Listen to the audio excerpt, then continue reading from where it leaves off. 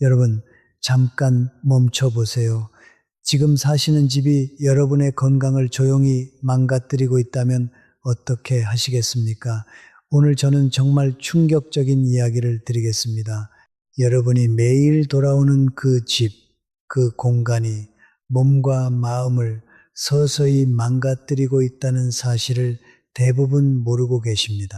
서울대병원 환경건강연구팀이 62세에서 79세 사이 한국인 847명을 7년간 추적한 연구가 있습니다. 결론이 무엇인지 아십니까? 거주 환경의 질이 나쁜 분들은 고혈압 발생률이 2.3배, 우울증 발생률이 3.1배, 수면장애 발생률이 2.7배 높았습니다. 집이 단순히 불편한 게 아니었습니다. 집이 병을 만들고 있었습니다. 저는 오늘 여러분께 아무도 알려주지 않은 이야기를 드리겠습니다. 어느 층에 살면 좋은지, 어떤 구조의 집이 건강을 지키는지, 그리고 지금 당장 집에서 바꿀 수 있는 것이 무엇인지 이 모든 것을 오늘 함께 알아보겠습니다. 시간이 좀 걸립니다. 하지만 이 영상 끝까지 보시면 오늘부터 여러분의 건강이 달라집니다. 자녀들 걱정 끼치지 않으려면, 손주들과 오래 함께 하려면 제발 오늘 이 이야기 끝까지 들어주세요. 도움이 되실 것 같으면 좋아요와 구독 부탁드립니다. 더 많은 건강 정보로 찾아뵙겠습니다. 자, 먼저 왜 집이 이렇게 중요한지 정확히 알아보겠습니다. 울산에서 33년간 실업 육상 선수로 활동하셨던 오승환 선생님이 계십니다. 올해 70세이십니다. 운동선수 출신이라 건강에는 자신 있으셨대요. 그런데 은퇴하시고 아파트로 이사하신 후부터 이상한 일이 생겼습니다. 무릎 관절이 아프기 시작했고 아침마다 이유 없이 피곤하고 밤에 잠을 자도 개운하지 않으셨습니다. 처음에는 나이 탓이라고 생각하셨대요. 운동도 열심히 하셨는데 오히려 더 나빠졌습니다. 병원에 가시면 이렇게 말씀하셨대요. 선생님, 저 평생 운동했는데 왜 이렇게 아픕니까? 의사도 잘 모르겠다고 하더랍니다. 제가 말씀드릴게요. 그건 나이 탓이 아니었습니다. 그건 집 탓이었습니다. 사람은 집에서 하루에 평균 73%를 보냅니다. 직장 다니시는 분도 활동적인 분도 결국 하루의 절반 이상을 집안에서 생활하십니다. 그런데 60세 이후에는 이 비율이 더 올라갑니다. 한국보건사회연구원 자료에 따르면 65세 이상 어르신들은 하루 평균 87%를 실내에서 보내십니다.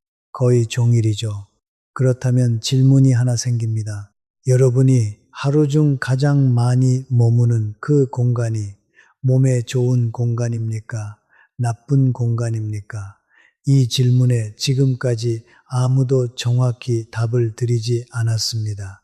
오늘 제가 답을 드리겠습니다. 먼저 집이 건강에 영향을 미치는 가장 중요한 요소 3가지부터 알아보겠습니다. 첫 번째는 빛입니다. 여러분 아침에 일어나셨을 때 방 안이 환하십니까? 어두우십니까? 이게 정말 중요합니다. 단순히 눈이 피곤한 문제가 아닙니다. 인간의 몸 안에는 시상하부라는 것이 있습니다.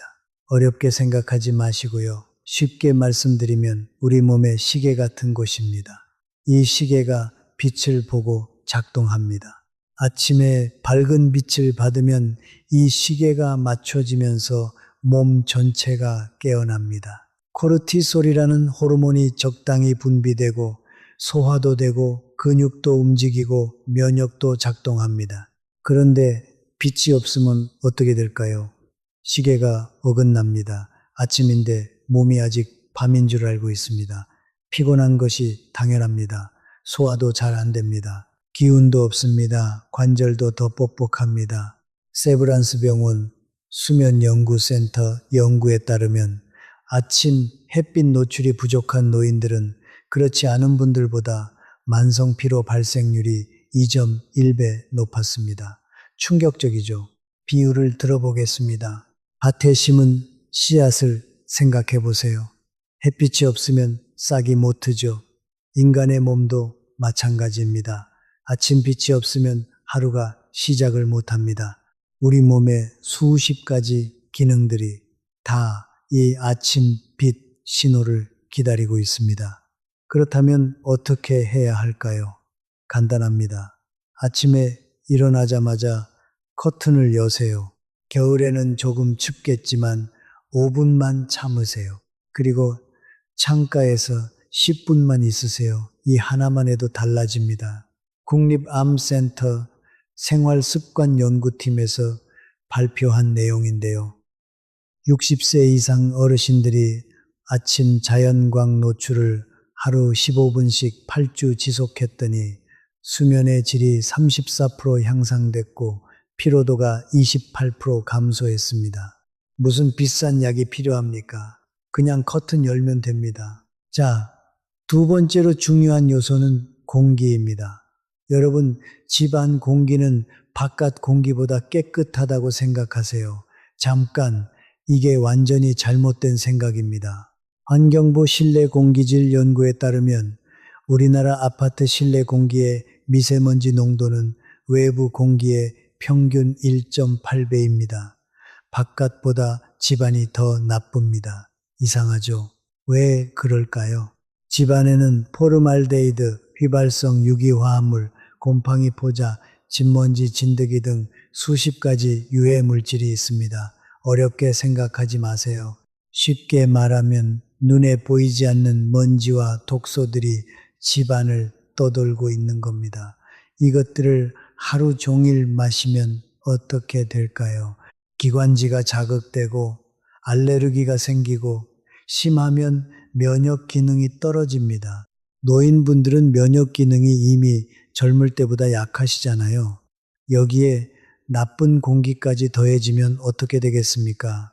특히 바닥에 가까운 공간에서는 더 나쁩니다. 먼지는 무거워서 바닥에 가라앉습니다. 그래서 바닥 생활을 많이 하시는 분들, 좌식 생활을 주로 하시는 어르신들이 더 많이 노출되십니다.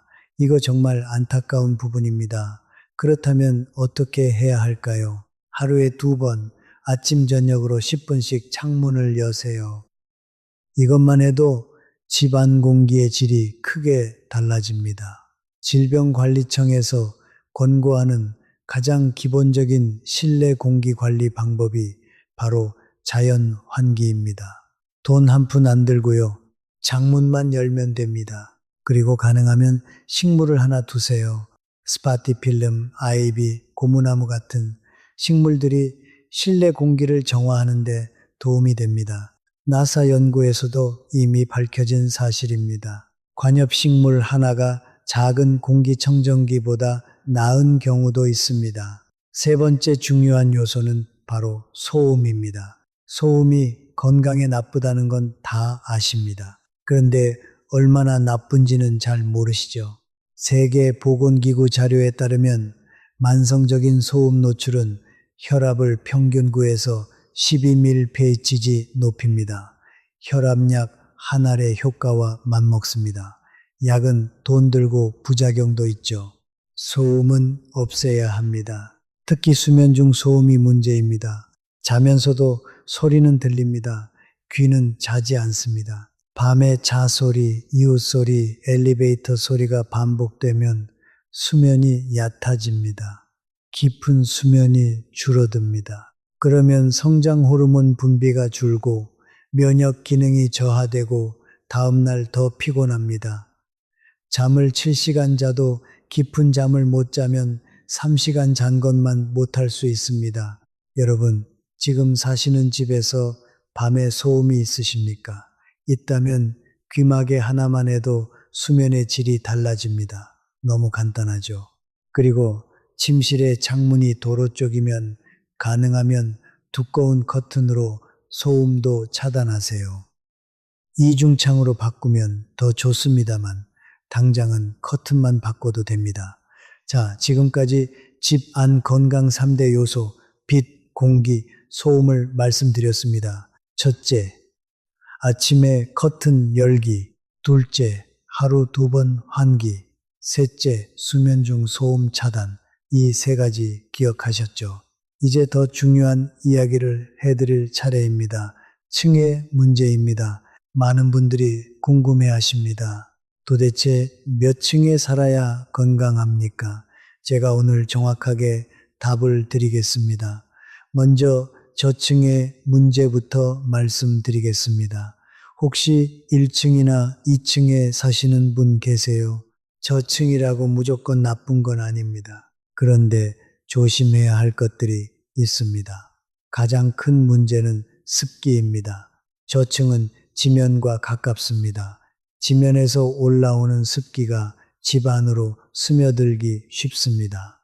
특히 장마철이나 겨울철에 결로 현상이 생기는 집들이 있죠. 벽에 물기가 맺히거나 창틀에 곰팡이가 생기거나 이 곰팡이가 정말 큰 문제입니다.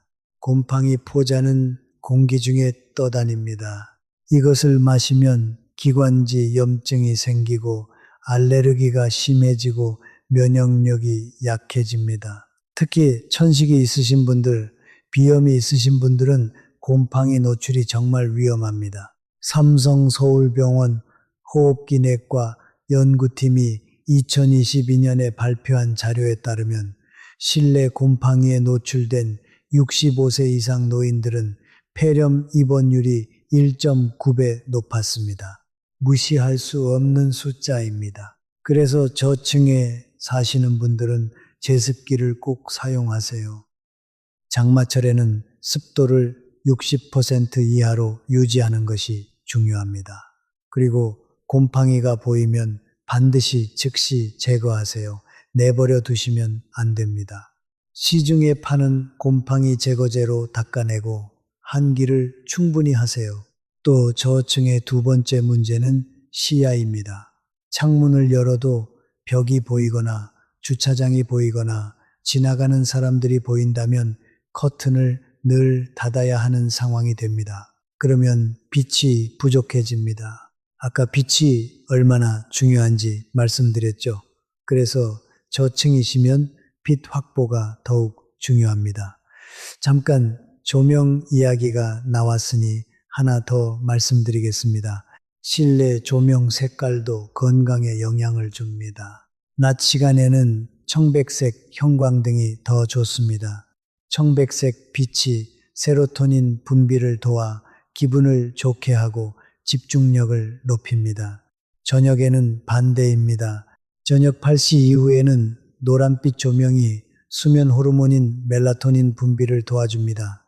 낮에는 밝게, 저녁에는 어둡게 이것만 바꾸셔도 수면이 달라집니다. 자, 이제 고층 이야기를 해드릴게요. 고층이 무조건 좋다고 생각하시는 분들 많으시죠? 시원하고 조망도 좋고 공기도 좋고 소음도 적으니까요. 다 맞습니다. 그런데 고층에도 조심해야 할 것들이 있습니다. 첫 번째는 건조함입니다. 높은 층일수록 환기가 자연적으로 더 잘 됩니다. 그런데 건조한 바람이 많이 들어오면 집 안이 건조해집니다. 습도가 40% 이하로 내려가면 어떻게 될까요? 코와 목의 점막이 건조해집니다. 점막이 건조해지면 바이러스와 세균이 더 쉽게 침투합니다. 감기에 더 잘 걸린다는 얘기입니다.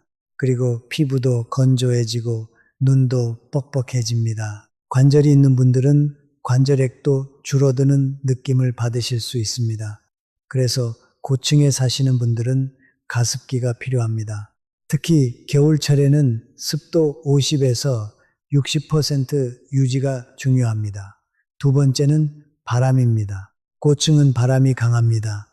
창문을 열었다가 갑자기 강풍이 들어오는 경험하신 적 있으시죠? 이 갑작스러운 바람이 노인분들께는 체온 변화를 일으킵니다. 특히 혈압이 있으신 분들은 갑작스러운 온도 변화가 혈압을 올릴 수 있습니다. 환기를 하실 때는 창문을 조금만 열거나 바람이 약한 날에 환기하시는 게 좋습니다. 3번째, 이건 좀 의외일 수 있는데요. 고층에는 고립감이 있습니다. 이게 건강과 무슨 상관이냐고요? 상관이 있습니다. 사람은 사회적 동물입니다. 이웃과의 접촉, 지나다니는 사람들의 인기척, 아이들 뛰노는 소리, 이런 것들이 뇌에 자극을 줍니다. 고립을 막아줍니다. 그런데 고층일수록 이런 자극이 줄어듭니다. 경북대학교 정신건강의학과 연구에서 20층 이상 고층에 거주하는 65세 이상 노인들은 5층 이하 거주자에 비해 우울증 발생률이 1.7배 높았습니다. 층이 높다고 마음도 높아지는 게 아닙니다. 그렇다면 도대체 몇 층이 건강에 가장 좋습니까? 연구들을 종합해보면 4층에서 15층 사이가 가장 균형이 좋습니다. 너무 낮지 않아서 습기와 소음 문제가 덜하고 너무 높지 않아서 고립감이나 건조함 문제도 덜합니다. 물론 완벽한 층수는 없습니다. 어떤 아파트냐, 어느 방향이냐, 주변 환경이 어떠냐에 따라 달라집니다. 하지만 지금 제가 드린 정보를 바탕으로 어디에 사시든 대응할 수 있습니다. 저층이면 습기와 빛을 관리하고 고층이면 건조함과 고립감을 관리하면 됩니다. 자, 여기서 잠깐 정리하겠습니다. 집 건강 요소 3가지와 층별 주의사항을 말씀드렸습니다. 첫째, 빛, 아침에 커튼 열기. 둘째, 공기, 하루 2번 환기. 셋째, 소음, 수면 중 차단. 저층이면 습기 관리, 고층이면 건조함 관리. 기억하셨죠? 이제 훨씬 더 중요한 이야기를 할 차례입니다. 집의 구조가 건강에 미치는 영향입니다. 이 부분에서 많은 분들이 놀라십니다. 집의 구조가 어떻게 건강에 영향을 줄까요? 아파트 구조도 중요합니다. 방향도 중요합니다. 동선도 중요합니다. 그런데 제가 오늘 드리고 싶은 말씀은 이겁니다. 구조보다 더 중요한 것이 있다고요. 바로 온도입니다. 집 안 온도 이야기입니다. 여러분, 집 안 온도를 몇 도로 유지하고 계십니까? 겨울에 너무 따뜻하게 하시는 분들 많죠. 20도, 22도, 심지어 24도까지 올리시는 분들도 계십니다. 이게 건강에 좋다고 생각하시나요? 잠깐 다시 생각해 보셔야 합니다. 서울아산병원 심장내과 연구팀의 발표가 있습니다. 실내 온도를 24도 이상으로 유지하는 가정의 노인들은 18도에서 21도를 유지하는 가정에 비해 혈압 변동성이 2.4배 높았습니다.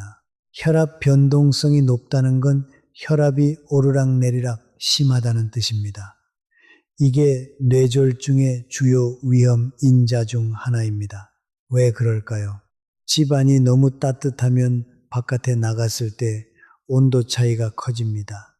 이 온도 차이가 혈관을 급격히 수축시킵니다.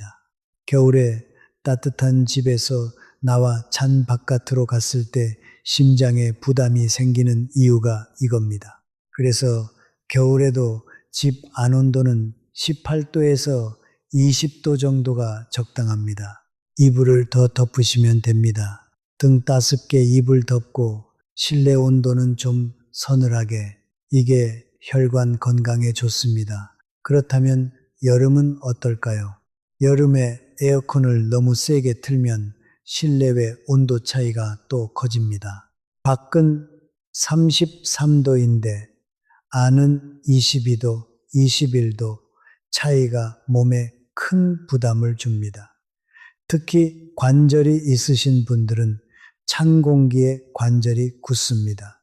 에어컨 설정 온도는 26도에서 28도 사이가 좋습니다. 그리고 에어컨 바람이 직접 몸에 닿지 않도록 하세요.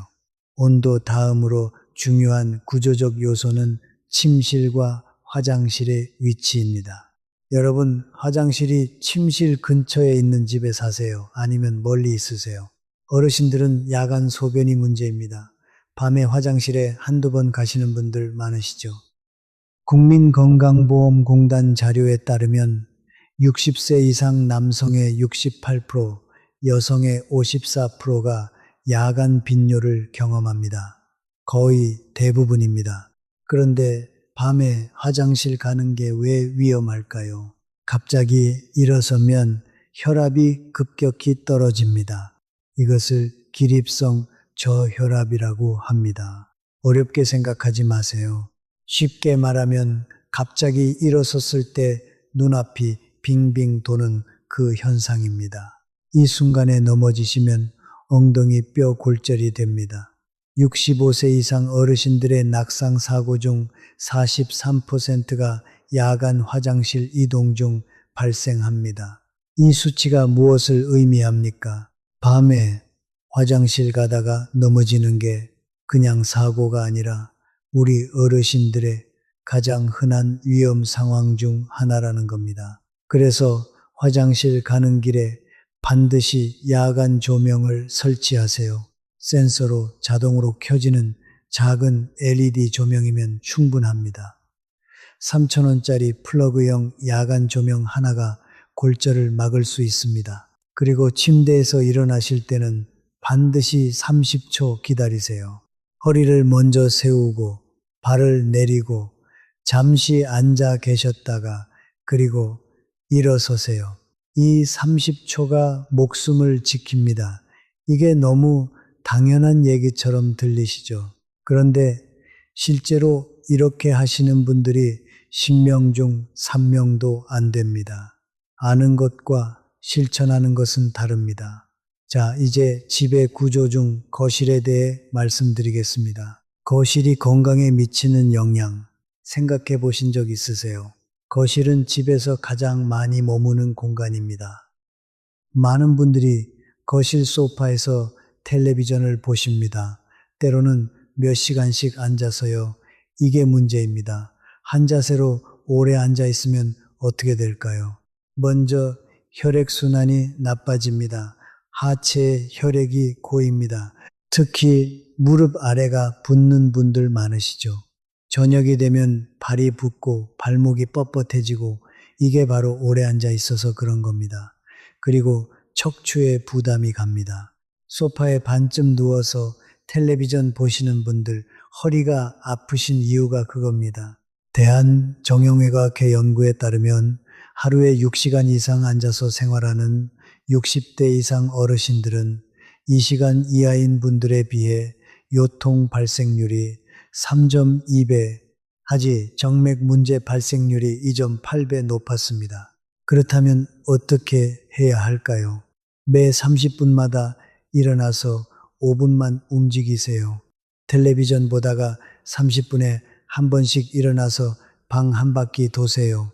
이것만 해도 혈액순환이 살아납니다. 타이머 설정해 두시면 더 좋습니다. 30분 알람을 맞춰 두세요. 그리고 소파 높이도 중요합니다. 소파가 너무 낮으면 일어서기 힘듭니다. 어르신들은 무릎 높이 정도의 소파가 좋습니다. 소파에서 일어나실 때 팔걸이를 짚고 일어서는 습관도 무릎 부담을 줄여줍니다. 이제 주방 이야기를 해볼까요? 주방에서의 안전 문제입니다. 여러분, 주방이 건강에 위험한 공간이라고 생각하세요? 그렇습니다. 주방에서 낙상사고가 정말 많이 발생합니다. 왜냐하면 주방 바닥이 미끄럽기 때문입니다. 특히 물이 튀면 더 미끄럽습니다. 조리 중에 서 있다가 미끄러지거나 냉장고에서 무거운 것 꺼내다가 허리를 다치거나 국민건강보험공단 2023년 자료에 따르면 65세 이상 어르신들의 가정 내 낙상사고 발생 위치 1위가 화장실 34%, 2위가 주방 27%입니다. 화장실 못지않게 주방도 위험합니다. 주방에서 할 수 있는 간단한 안전조치를 알려드리겠습니다. 첫째, 주방 바닥에 미끄럼 방지 매트를 깔으세요. 2만 원이면 됩니다. 둘째, 무거운 물건은 눈높이나 그 아래에 보관하세요. 높은 곳에 있는 무거운 것을 꺼내다가 다치는 사고가 많습니다. 셋째, 주방에서도 실내화를 신으세요. 양말만 신은 상태로 주방에서 조리하시는 분들 많은데요. 미끄럼 방지 슬리퍼 하나가 안전을 지켜줍니다. 자, 지금까지 집의 온도, 화장실 안전, 거실 자세, 주방 안전까지 말씀드렸습니다. 하나하나는 별것 아닌 것 같지만 이것들이 모여서 건강을 지킵니다. 이제 정말 핵심적인 부분으로 넘어가겠습니다. 집이 마음에 미치는 영향입니다. 몸만이 아닙니다. 집은 마음도 바꿉니다. 여러분, 이 말을 들으시면 어떤 생각이 드십니까? 미신 같다고 생각하세요? 아닙니다. 과학입니다. 연세대학교 의과대학 정신건강의학과 연구팀이 2023년에 발표한 논문이 있습니다. 60세 이상 노인일 247명을 대상으로 거주 환경 만족도와 정신 건강의 관계를 분석했습니다. 결과가 어떻게 나왔을까요? 거주 환경에 만족한다고 답한 어르신들은 우울증 발생률이 63% 낮았고 인지기능 저하 속도가 47% 느렸습니다. 무려 47%입니다. 집이 치매 예방에도 영향을 준다는 겁니다. 왜 그럴까요? 집에서 느끼는 안정감이 스트레스 호르몬인 코르티솔 분비를 줄입니다. 코르티솔이 만성적으로 높으면 해마라는 뇌 부위가 손상됩니다. 해마는 기억을 담당하는 곳입니다. 그러니까 집에서 만성적인 스트레스를 받으면 뇌세포가 손상되고 기억력이 나빠진다는 겁니다. 집에서 스트레스를 받는다고요. 자기 집에서 무슨 스트레스냐고요. 그게 의외로 많습니다. 집이 너무 어지럽혀 있으면 스트레스입니다. 동선이 불편하면 스트레스입니다. 집이 너무 춥거나 더워도 스트레스입니다. 이런 것들이 쌓이면 집에 있어도 마음이 편치 않습니다. 그리고 마음이 편치 않으면 뇌도 쉬지 못합니다. 그렇다면 어떻게 해야 마음이 편안한 집이 될까요? 첫 번째는 정리정돈입니다. 여러분, 집이 너무 가득 차 있지는 않으십니까? 오래 사신 분들일수록 물건이 많습니다. 쓰지도 않는 물건들이 방마다 가득하죠. 이게 뇌에 부담을 줍니다. 뇌는 늘 정보를 처리합니다. 주변에 물건이 많으면 뇌도 더 많은 정보를 처리해야 합니다. 자신도 모르게 피로해집니다. 미국 캘리포니아 대학교에서 진행한 흥미로운 연구가 있습니다. 집 안의 어지러움 정도와 코르티솔 수치를 비교했더니 집이 어지러운 그룹에서 코르티솔 수치가 23% 높았습니다. 어지러운 집에서 살면 만성 스트레스 상태가 된다는 겁니다. 그래서 1년에 한 번이라도 대청소를 하세요. 쓰지 않는 물건은 버리거나 자녀들에게 주세요. 공간이 비어야 마음도 비워집니다. 처음에는 물건 버리기가 힘드실 수 있습니다. 이게 내 역사인데, 이게 다 소중한 것인데, 그 마음 충분히 이해합니다. 하지만 여러분이 더 중요합니다. 물건보다 여러분의 건강이 훨씬 더 중요합니다. 두 번째는 색깔입니다. 색깔이 기분에 영향을 준다는 건 많이 아시죠? 그런데 구체적으로 어떤 색이 어르신들의 건강에 좋은지는 잘 모르시는 경우가 많습니다. 연구에 따르면 파란색 계통의 색은 혈압을 낮추는 효과가 있습니다. 초록색은 눈의 피로를 줄이고 마음을 안정시킵니다. 반면 빨간색은 혈압을 올릴 수 있습니다. 그래서 침실 벽지나 커튼은 파스텔, 블루, 연한 초록, 베이지 같은 부드러운 색이 좋습니다.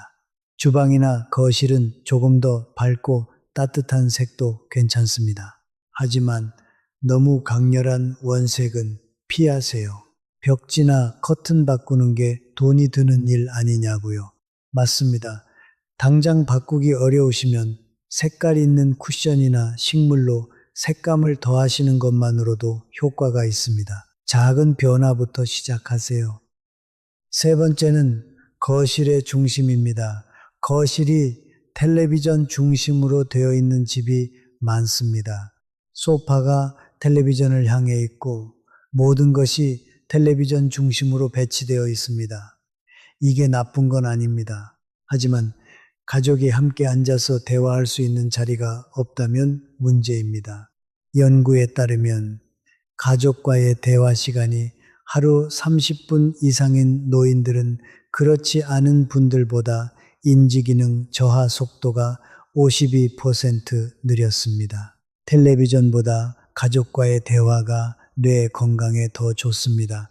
그래서 소파 배치를 조금 바꾸어 보세요. 서로 얼굴을 보며 앉을 수 있는 자리를 만드세요. 작은 식탁 하나를 거실에 놓아도 됩니다. 저녁에 차 한 잔 마시면서 이야기 나누는 자리가 생기면 집안의 분위기 자체가 달라집니다. 자, 정리하겠습니다. 집과 마음 건강을 위한 3가지. 첫째, 정리정돈으로 뇌의 부담 줄이기. 둘째, 부드러운 색으로 혈압 안정. 셋째, 대화할 수 있는 자리 만들기. 어렵지 않죠. 이제 수면 공간에 대해 집중적으로 이야기해 드리겠습니다. 이 부분이 정말 중요합니다. 많은 분들이 놓치고 계십니다. 여러분, 잠을 어디서 자십니까? 침대에서 자십니까? 바닥에서 자십니까? 어떤 게 더 건강에 좋을까요? 정답을 말씀드리겠습니다. 60세 이후에는 침대를 강력히 권장합니다. 왜냐하면 이미 말씀드린 기립성 저혈압 때문입니다. 바닥에서 자면 일어설 때 훨씬 오래 걸립니다. 급하게 일어서면 더 위험합니다. 침대는 일어설 때 단계적으로 올라설 수 있습니다. 먼저 허리를 세우고 다리를 내리고 잠시 앉았다가 일어서는 게 자연스럽습니다. 이 과정이 혈압 변화를 완충해 줍니다. 침대 높이는 무릎 높이 정도, 즉 45cm 내외가 적당합니다. 너무 높으면 올라가기 힘들고 너무 낮으면 일어서기 힘듭니다. 침대 옆에 발판이 있으면 더 좋습니다. 매트리스도 중요합니다. 너무 푹신한 것은 좋지 않습니다. 허리가 꺼지면 척추 정렬이 나빠지고 허리 통증이 생깁니다.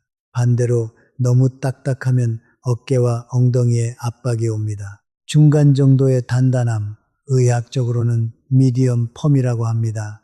이게 대부분의 어르신들에게 좋습니다. 베개 높이는 7에서 10cm 사이가 목 건강에 좋습니다. 침실 온도는 18도에서 20도 사이가 수면에 최적입니다. 이미 말씀드렸죠. 그리고 침실은 최대한 어둡게 유지하세요. 빛이 있으면 멜라토닌 분비가 줄어서 잠이 얕아집니다. 커튼을 두꺼운 것으로 바꾸거나 안대를 사용하세요. 마지막으로 하나 더 말씀드리겠습니다. 침실에 텔레비전이 있으십니까? 있으시면 치우시는 걸 권장합니다. 침대에서 텔레비전을 보다가 잠드시는 분들 많으시죠? 텔레비전의 청색광이 멜라토닌 분비를 방해합니다. 잠들기 1시간 전부터는 화면을 보지 않는 게 수면질에 정말 도움이 됩니다. 스마트폰도 마찬가지입니다. 잠들기 전에 스마트폰 보시면 안 됩니다. 자, 지금까지 참 많은 이야기를 드렸습니다.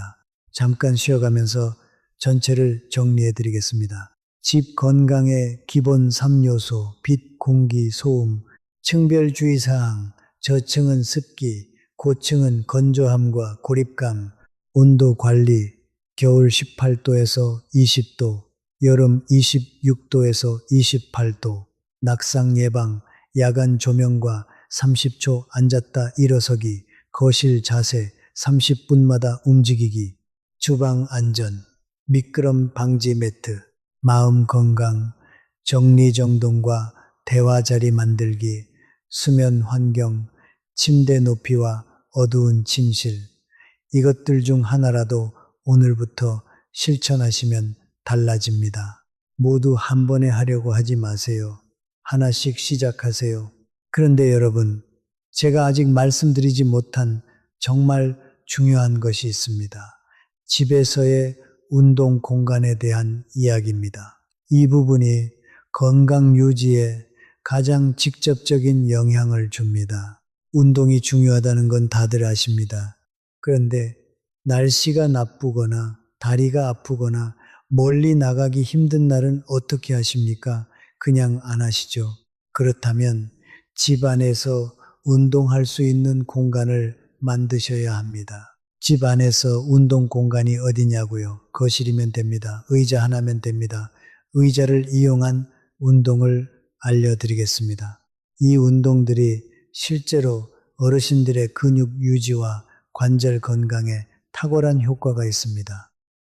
대한재활의학회에서 발표한 자료에 따르면 하루 10분씩 의자 운동을 8주간 지속한 65세 이상 그룹은 하지 근력이 18.7% 향상됐고 균형 능력이 23% 좋아졌습니다. 넘어짐 위험이 그만큼 줄었다는 겁니다. 의자 운동 첫 번째입니다. 의자에 앉아서 양쪽 발을 번갈아 들어 올리세요. 발목을 90도로 세워서 무릎을 쭉 펴면서 5초간 유지하고 내리세요. 한쪽에 10번씩 하루 2번 하세요. 이게 무릎 주변 근육과 허벅지 근육을 강화합니다. 무릎이 아프신 분들에게 특히 좋습니다. 두 번째입니다. 의자 손잡이를 잡고 천천히 일어섰다가 앉으세요. 이게 바로 스낵이라는 운동입니다. 어렵게 생각하지 마세요. 하루에 10번만 하세요. 처음에는 힘들어도 일주일만 하시면 확실히 달라집니다. 이 운동이 허벅지, 엉덩이, 허리 근육을 한 번에 다 강화합니다. 넘어지지 않으려면 이 근육들이 강해야 합니다. 세 번째입니다. 의자에 앉아서 어깨를 천천히 앞으로 돌리세요. 10번 하고 뒤로 10번, 그리고 고개를 천천히 좌우로 돌리세요. 이게 어깨와 목의 긴장을 풀어줍니다. 텔레비전 보면서 하셔도 됩니다. 따로 시간 낼 필요 없습니다. 이 세 가지 의자 운동 하루에 20분이면 충분합니다. 비용 없고 날씨 상관없고 나가지 않아도 됩니다. 의자만 있으면 됩니다. 그런데 운동보다 더 중요한 것이 있습니다. 걷기입니다. 집 안에서의 걷기를 말씀드리겠습니다. 많은 분들이 집 안에서는 최대한 이동을 줄이려 하십니다. 필요한 것은 다 가져다 놓고 한 번에 해결하고 효율적이죠. 하지만 건강에는 나쁩니다. 집 안에서 최대한 많이 걸으세요. 화장실 갈 때 멀리 돌아가세요. 주방에서 거실까지 왔다 갔다 더 하세요. 작은 것들도 여러 번에 걸쳐서 하세요. 귀찮아 보이지만 이게 혈액순환을 유지해 줍니다. 만보기 하나 사세요. 3,000원짜리도 있습니다. 하루 목표를 5,000보로 설정하세요. 처음에는 2,000보도 힘드실 수 있습니다. 천천히 늘려가세요. 5,000보를 달성하시면 그때 7,000보로 늘리세요. 집안에서만 해도 충분히 됩니다. 서울대병원 가정의학과 연구에 따르면 하루 5,000보 이상 걷는 65세 이상 노인들은 그렇지 않은 분들보다 심혈관 질환 발생률이 38% 낮고 당뇨 발생률이 29% 낮습니다. 걷기 하나가 이만한 효과를 냅니다. 이제 집에서의 식사 환경에 대해 말씀드리겠습니다. 어디서 드십니까? 식탁에서 드십니까? 텔레비전 앞 소파에서 드십니까? 이게 건강에 영향을 줍니다. 텔레비전을 보면서 드시면 얼마나 드셨는지 잘 모릅니다. 배가 부른 신호를 뇌가 제대로 인식하지 못합니다. 과식하기 쉽습니다. 그리고 제대로 씹지 않고 드시기 쉽습니다. 씹는 것이 줄면 소화가 나빠지고 뇌로 가는 혈류도 줄어듭니다. 씹는 동작이 뇌 활성화에 중요하다는 연구가 많습니다. 반드시 식탁에 앉아서 드세요. 텔레비전은 끄고 드세요. 가족이 있으면 함께 드세요. 혼자 사시더라도 식탁에 앉아서 천천히 씹으면서 드세요. 식사가 단순히 영양 섭취가 아닙니다. 식사 방식이 소화력에도 뇌 건강에도 영향을 줍니다. 식사 속도도 중요합니다. 빨리 드시는 분들 계세요. 한 입에 30번 씹는 것이 이상적이지만 그것도 어렵다면 20번만 씹으세요. 너무 빨리 드시면 혈당이 급격히 올라갑니다. 당뇨가 없는 분도 급격한 혈당 상승이 반복되면 인슐린 저항성이 생깁니다. 천천히 드시는 것만으로도 혈당 관리가 됩니다. 자, 이제 집안에서의 사회적 연결에 대해 말씀드리겠습니다. 혼자 사시는 분들이 많으십니다. 배우자를 먼저 보내신 분들도 계시고, 자녀들이 멀리 사는 분들도 계시고, 혼자 사는 것이 건강에 얼마나 영향을 줄까요? 연세대학교 공중보건학과 연구에 따르면 사회적 고립 상태의 노인들은 그렇지 않은 분들보다 치매 발생 위험이 2.3배 높고 심혈관 질환 위험이 29% 높습니다. 그리고 사망률이 26% 높습니다. 이 숫자가 무엇을 의미합니까? 외로움이 담배만큼 건강에 해롭다는 겁니다. 연구들이 이미 이것을 증명했습니다. 그렇다면 혼자 사시는 분들은 어떻게 해야 할까요? 집 안에서 할 수 있는 것들이 있습니다. 먼저 전화를 많이 하세요. 자녀든 오래된 친구든 친척이든 매일 한 통씩 전화하는 습관을 가지세요. 목소리를 듣는 것만으로도 뇌가 자극됩니다. 코르티솔이 줄고 옥시토신이 늘어납니다. 기분이 좋아지고 면역력도 올라갑니다. 그리고 관심사를 가지세요. 집안에서 할 수 있는 취미, 화초 기르기, 뜨개질, 독서, 그림 그리기, 음악 듣기, 무엇이든 좋습니다. 뇌가 활성화되는 것이라면 집안에서 무언가에 몰두하는 시간이 있으면 고립감이 줄어듭니다. 동네 모임에도 나가세요. 노인정, 경로당, 종교 모임, 취미 모임 한 달에 한 번이라도 나가세요. 사람을 만나는 것이 뇌 건강에 직접적인 영향을 줍니다. 다양한 사람들과 이야기를 나누면 뇌의 여러 영역이 동시에 활성화됩니다. 여러분, 조금 다른 이야기를 드리겠습니다.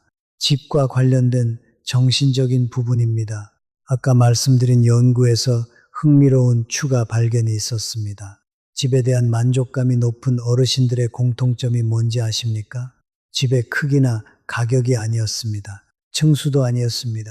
집에 자신의 이야기가 있는 분들이 만족감이 높았습니다. 자신이 키운 화초가 있거나 오래된 가족 사진이 있거나 손주들 그림이 냉장고에 붙어 있거나 집이 그 사람의 삶을 담고 있을 때 편안함을 느낍니다. 그래서 집을 꾸미는 것을 두려워하지 마세요. 남들이 어떻게 볼까 신경 쓰지 마세요. 자신의 추억이 담긴 물건들을 적절히 놓으세요. 손주 사진, 오래된 여행 기념품, 좋아하는 꽃, 이것들이 집을 단순한 공간이 아닌 여러분의 이야기가 있는 곳으로 만들어줍니다. 그리고 집을 너무 완벽하게 유지하려고 하지 마세요. 손님이 와도 깔끔해야 하고 먼지 하나 없어야 하고 이런 생각이 스트레스를 줍니다. 적당히 편안한 정도면 됩니다. 청결은 중요하지만 완벽할 필요는 없습니다. 자신을 위한 공간이니까요. 이제 집에서 일어날 수 있는 응급 상황에 대비하는 방법을 말씀드리겠습니다. 이 부분은 정말 중요합니다. 아무도 말씀 안 해주시는 내용입니다. 혼자 사시는 분들은 특히 잘 들으세요. 낙상을 했을 때 어떻게 해야 하는지 아십니까? 많은 분들이 당황해서 무리해서 일어나려다 더 다치십니다. 만약 넘어지셨다면 먼저 크게 다쳤는지 확인하세요. 허리나 엉덩이, 무릎이 심하게 아프면 일어나려 하지 마세요. 그 자리에서 119에 전화하세요. 무리해서 일어나다가 골절이 악화될 수 있습니다. 혼자 사시는 분들은 항상 핸드폰을 몸 가까이에 두세요. 충전은 침실에서만 하지 마세요. 낮 시간에는 항상 핸드폰을 갖고 다니세요. 어디서 넘어지더라도 연락할 수 있어야 합니다. 그리고 가족에게 주기적으로 연락하는 약속을 만드세요. 매일 아침 자녀에게 문자 한 통, 살아있다, 잘 잤다. 이 문자가 없으면 자녀가 확인하는 약속. 이게 안전망이 됩니다. 스마트워치나 긴급 호출 기능이 있는 기기를 사용하시는 것도 좋습니다. 요즘은 넘어지면 자동으로 감지해서 119에 연락하는 기능이 있는 제품들이 있습니다. 처음에는 낯설어도 익숙해지면 많은 도움이 됩니다. 집 안 응급 상황 대비로 하나 더 말씀드리겠습니다. 화재 경보기와 가스 경보기입니다. 이게 설치되어 있는 집이 아직도 많지 않습니다. 소방서에서 무료로 설치해 주는 경우도 있습니다. 반드시 확인하세요. 노인분들은 주의력이 약해지실 수 있고 가스를 켜놓고 깜박하시거나 잠들어 버리시는 경우가 있습니다. 경보기 하나가 생명을 지킵니다. 이제 오승환 선생님 이야기로 돌아가겠습니다. 운동선수 출신이신 오승환 선생님이 이사 후 건강이 나빠진 이유가 밝혀졌습니다. 새로 이사하신 아파트가 저층이었는데 창가 쪽에 큰 건물이 생겨서 햇빛이 거의 들어오지 않았습니다. 그리고 곰팡이가 심한 편이었고 환기가 잘 되지 않는 구조였습니다. 선생님은 제가 드린 방법들을 실천하셨습니다. 먼저 집안 환기를 하루 2번 철저히 했습니다. 곰팡이 제거제로 화장실과 창틀을 깨끗이 청소했습니다. 제습기를 구입해서 습도를 관리했습니다. 그리고 아침에 일어나자마자 아파트 밖으로 나가서 15분씩 햇빛을 쬐셨습니다. 거실 소파 앞에 의자 운동 루틴을 만들었습니다. 매 30분마다 움직이는 알람도 설정했습니다. 3개월 후에 선생님이 하신 말씀이 있습니다. 선생님, 이게 뭡니까?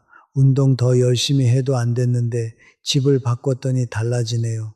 무릎이 덜 아프고 아침에 일어날 때 개운하고 잠도 더 잘 자고 정말 신기합니다. 신기한 게 아닙니다. 당연한 겁니다. 집이 달라지면 몸이 달라집니다. 자, 여러분, 이제 오늘 이야기한 내용을 실천 리스트로 정리해 드리겠습니다. 오늘부터 당장 할 수 있는 것들입니다. 첫째, 아침에 일어나자마자 커튼 열기, 15분 이상 자연광 쬐기. 둘째, 하루 2번 아침 저녁으로 10분씩 창문 열고 환기. 셋째, 밤에 화장실 가는 길에 작은 야간 조명 켜두기. 넷째, 침대에서 일어날 때 30초 앉았다가 일어서기. 다섯째, 거실에서 30분마다 일어나서 5분 움직이기. 여섯째, 식탁에 앉아서 밥 먹기, 텔레비전 끄고. 일곱째, 잠들기 1시간 전에 스마트폰 끄기. 여덟째, 하루에 한 통 전화하기. 가족이든 친구든 이 8가지입니다. 모두 돈이 들지 않습니다. 지금 당장 할 수 있습니다. 오늘부터 하나씩 시작하세요. 그리고 조금 더 여유가 되시면 이것들도 해주세요. 저층이시면 제습기, 고층이시면 가습기, 집안에 식물 한두 개, 미끄럼 방지 매트, 주방과 화장실에, 침실에 두꺼운 커튼, 긴급 연락 방법, 가족과 약속, 이것들이 여러분의 건강을 지켜줍니다. 작은 것들이지만 모이면 큽니다. 여러분, 한 가지만 더 말씀드리겠습니다. 오늘 제가 드린 이야기들이 너무 당연한 것처럼 들리셨을 수도 있습니다. 아, 그거야 다 알지. 그렇게 생각하실 수도 있습니다. 그런데 아는 것과 실천하는 것은 다릅니다. 오늘 이 영상을 보신 분들 중 실제로 이 중에 3가지 이상 매일 실천하고 계신 분이 몇 분이나 될까요? 저는 솔직히 말씀드립니다. 아마 10명 중 2명도 안 될 겁니다. 그만큼 우리는 알지만 안 합니다. 바쁘거나 귀찮거나 나중에 하려고 미루거나. 하지만 여러분, 지금 이 시간에 이 영상을 보고 계신다는 건 건강에 관심이 있으시다는 겁니다. 그 관심을 행동으로 이어가세요. 오늘 이 영상 보시고 딱 한 가지만 바꾸세요. 커튼 여는 것부터 시작하세요. 아침에 일어나서 커튼 열기. 이것만 하세요. 내일도 하세요. 일주일 하면 습관이 됩니다. 습관이 되면 자동으로 됩니다. 그 다음 주에는 환기 추가하세요. 그 다음 주에는 30분 알람. 이렇게 천천히 늘려가시면 됩니다. 우리 몸은 거짓말을 하지 않습니다. 좋은 환경을 만들어주면 몸이 응답합니다.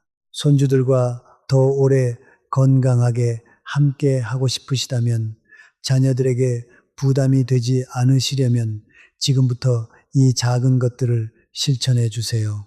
오늘 영상에서 한 가지라도 도움이 되셨다면 좋아요와 구독 부탁드립니다. 가족이나 친구분들과 공유해 주시면 더 많은 분들이 도움을 받으실 수 있습니다. 댓글에 오늘부터 실천할 것 하나씩 남겨주세요. 서로 응원이 됩니다. 앞으로도 어르신들의 실제 생활에 도움이 되는 건강 정보를 계속 전해드리겠습니다. 가족 모두 건강하시길 바랍니다. 이제 집과 건강의 관계에서 가장 많이 간과되는 부분을 말씀드리겠습니다. 집 안의 전자파 문제입니다. 전자파라고 하면 많은 분들이 겁부터 내십니다. 전자파 때문에 암에 걸린다, 치매가 생긴다, 이런 극단적인 이야기는 사실이 아닙니다. 겁내실 필요 없습니다. 그런데 전자파 노출이 수면에 영향을 줄 수 있다는 것은 연구로 밝혀져 있습니다. 특히 침대 주변 전자기기 문제입니다. 스마트폰을 침대 맡에 두고 충전하면서 주무시는 분들 많으시죠. 스마트폰의 와이파이와 블루투스 신호가 계속 발신됩니다. 이것이 수면의 질에 영향을 줄 수 있습니다. 국제전자기파 연구 저널에 발표된 여러 연구에서 자는 동안 스마트폰을 1m 이내에 두는 것이 수면의 질을 저하시킬 수 있다는 결과들이 나왔습니다. 그래서 간단한 해결책입니다. 스마트폰 충전은 침대에서 멀리 떨어진 곳에서 하세요. 거실이나 주방에서 충전하세요. 혹시 알람 때문에 침대 맡에 두신다면 자명종 시계를 하나 구입하세요. 2,000원이면 됩니다. 그리고 공유기, 즉 와이파이 기기는 침실에서 멀리 두세요. 거실이나 복도에 두시는 게 좋습니다. 자는 동안은 와이파이가 꺼져 있는 게 좋습니다. 자동으로 밤에는 꺼지도록 설정하는 공유기도 있습니다. 전기장판 이야기도 해드리겠습니다. 겨울에 전기장판 많이 쓰시죠? 전기장판에서도 전자파가 나옵니다. 잠들기 전에 따뜻하게 예열하고 주무시기 전에는 끄거나 낮은 온도로 줄이는 것이 좋습니다.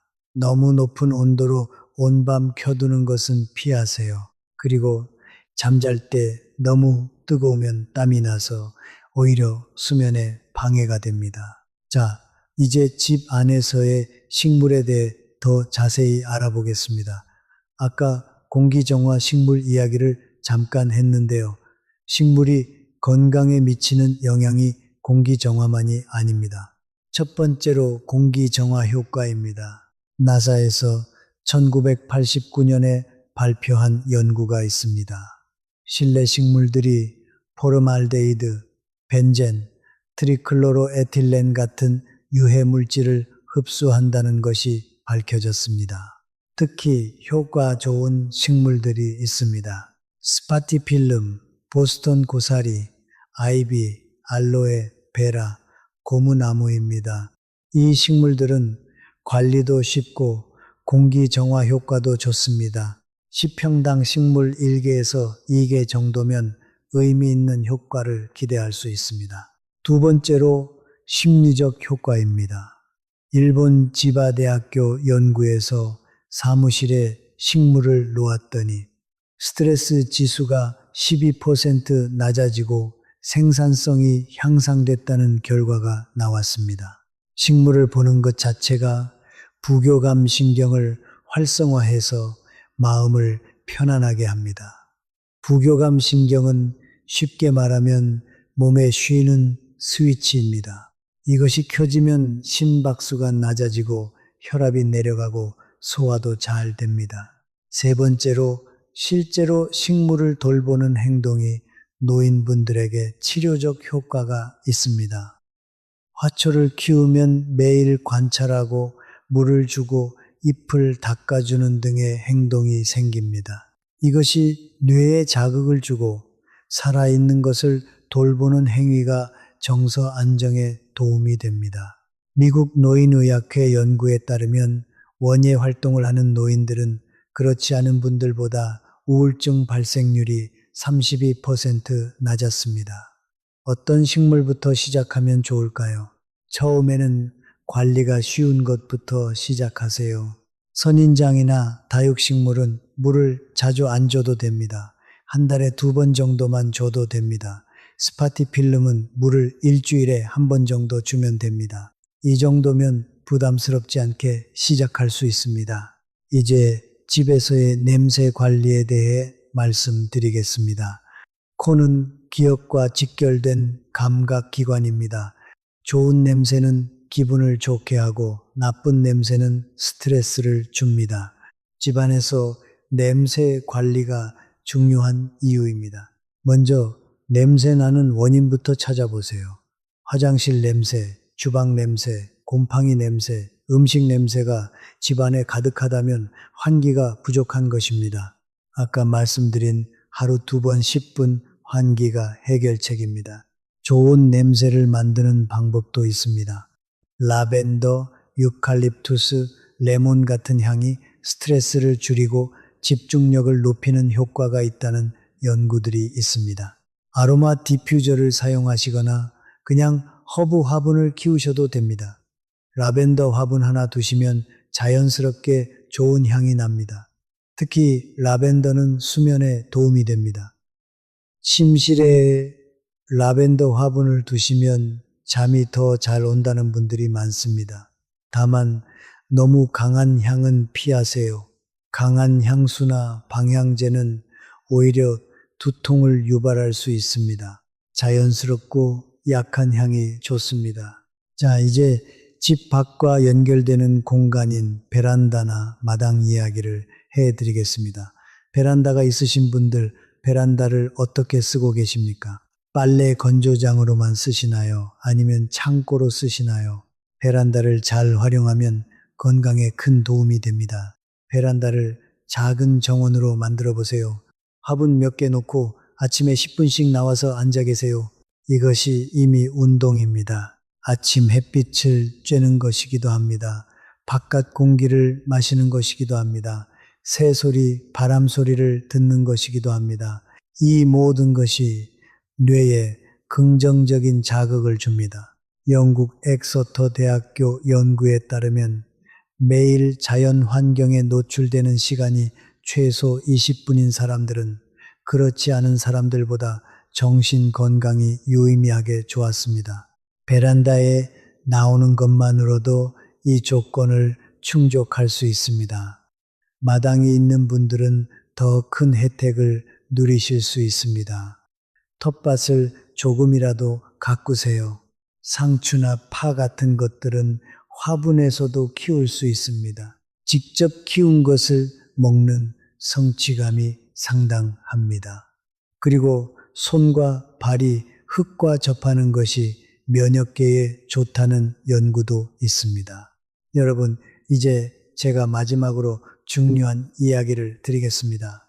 집은 돈 문제가 아닙니다. 많은 분들이 집 때문에 걱정하십니다. 전셋집이라 마음대로 못 바꾼다, 집이 너무 오래됐다, 층이 마음에 안 든다, 이런 걱정들이 있으시죠. 그런데 오늘 제가 드린 내용들을 돌아보시면 대부분 돈이 들지 않는 것들입니다. 커튼 열기, 환기, 야간 조명, 의자 운동, 30분 알람, 식탁에서 밥 먹기, 이것들이 다 무료입니다. 야간 조명은 3,000원, 미끄럼 방지 매트는 2만원, 제습기나 가습기는 3만원에서 시작합니다. 이것들이 보험료나 병원비보다 훨씬 쌉니다. 중요한 것은 집의 크기나 가격이 아닙니다. 집을 어떻게 관리하느냐, 집에서 어떤 습관을 갖느냐가 중요합니다. 10억짜리 집에서 건강, 나쁜 습관으로 사는 것보다 소박한 집에서 건강한 습관으로 사는 것이 훨씬 낫습니다. 여러분의 집이 어떤 집이든 오늘부터 바꿀 수 있습니다. 지금 이 순간부터 시작하면 됩니다.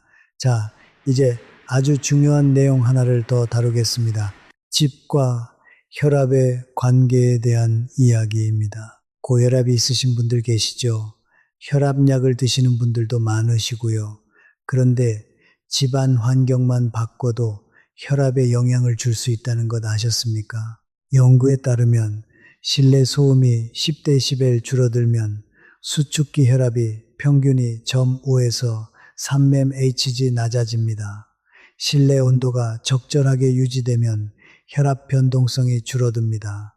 실내 식물이 있으면 혈압 반응이 완충됩니다. 이것들이 모이면 혈압약 한 알 정도의 효과가 날 수 있습니다. 물론 혈압약을 드시는 분들이 이것만으로 약을 끊겠다고 하면 절대 안 됩니다. 반드시 의사와 상담하셔야 합니다. 하지만 혈압 관리에 집안 환경이 도움이 된다는 것은 분명합니다. 혈압이 높으신 분들을 위한 집안 환경 체크리스트를 드리겠습니다.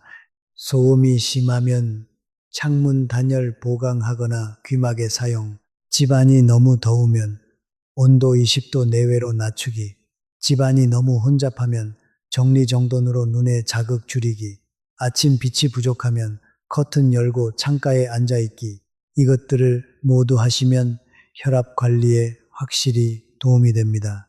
이제 집과 당뇨 관계에 대해서도 말씀드리겠습니다. 당뇨가 있으신 분들, 당뇨 전 단계인 분들도 집안 환경이 중요합니다. 잠을 잘 못 자면 혈당 조절이 나빠집니다. 이건 이미 잘 알려진 사실입니다. 수면 부족 시 인슐린 저항성이 증가합니다. 그래서 아까 말씀드린 수면 환경 개선이 당뇨 관리에도 직결됩니다. 그리고 집안에서의 활동량이 혈당에 영향을 줍니다. 식사 후 15분에서 20분 집안을 걸으세요. 거실과 방 사이를 왔다 갔다 해도 됩니다. 이 간단한 움직임이 식후 혈당 상승을 줄이는 데 효과적입니다. 국립당뇨병연구소 권고 사항이기도 합니다. 집 안 온도도 혈당에 영향을 줍니다. 너무 추우면 스트레스 반응으로 혈당이 올라갈 수 있습니다. 너무 더워도 마찬가지입니다. 적절한 온도 유지가 중요합니다. 이제 집과 관절 건강에 대해 집중적으로 말씀드리겠습니다. 어르신들의 가장 큰 고통 중 하나가 관절 통증이죠. 관절이 아프신 분들, 집안 어떤 요소들이 관절에 영향을 줄까요? 첫 번째는 습도입니다. 너무 건조하면 관절 주변 조직이 건조해집니다. 관절액이 줄어드는 느낌이 납니다. 특히 아침에 관절이 뻑뻑한 분들은 전날 밤 습도가 낮았을 가능성이 있습니다. 적절한 습도 유지 50에서 60% 사이가 관절 건강에도 좋습니다. 가습기가 관절 통증 완화에 도움이 될 수 있다는 거죠. 두 번째는 온도입니다. 차가운 환경에서 관절이 더 아픈 것은 사실입니다. 혈관이 수축되면서 관절로 가는 혈류가 줄고 관절 주변 근육이 긴장합니다. 그래서 겨울에 관절이 더 아프시죠. 집안 온도를 너무 낮게 유지하지 마세요. 18도 이하로 떨어지지 않게 관리하세요. 세 번째는 바닥 재질입니다. 딱딱한 타일이나 대리석 바닥보다 카펫이나 러그가 깔린 공간이 관절의 부담이 덜합니다. 모든 바닥을 바꿀 수 없다면 자주 걷는 곳, 거실이나 침실 옆에 작은 러그를 하나 두세요. 발바닥의 충격 흡수가 달라집니다. 네 번째는 의자 높이입니다. 이미 말씀드렸지만 다시 강조합니다. 관절이 좋지 않은 분들은 낮은 의자나 낮은 소파가 오히려 더 힘듭니다. 앉고 일어서는 과정에서 무릎에 엄청난 부담이 갑니다. 의자 높이를 무릎 높이 정도로 맞추세요. 앉을 때 무릎이 직각이 되는 높이가 좋습니다. 관절 통증이 있으신 분들을 위한 집안 운동을 하나 더 알려드리겠습니다. 온수 찜질입니다. 아침에 관절이 뻑뻑하시면 따뜻한 물수건으로 10분간 관절을 따뜻하게 하세요. 이것이 혈류를 증가시키고 관절 주변 근육을 풀어줍니다. 목욕을 하신다면 따뜻한 물에 10분 이상 앉아 계세요. 이것만으로도 아침 관절 뻑뻑함이 많이 줄어듭니다.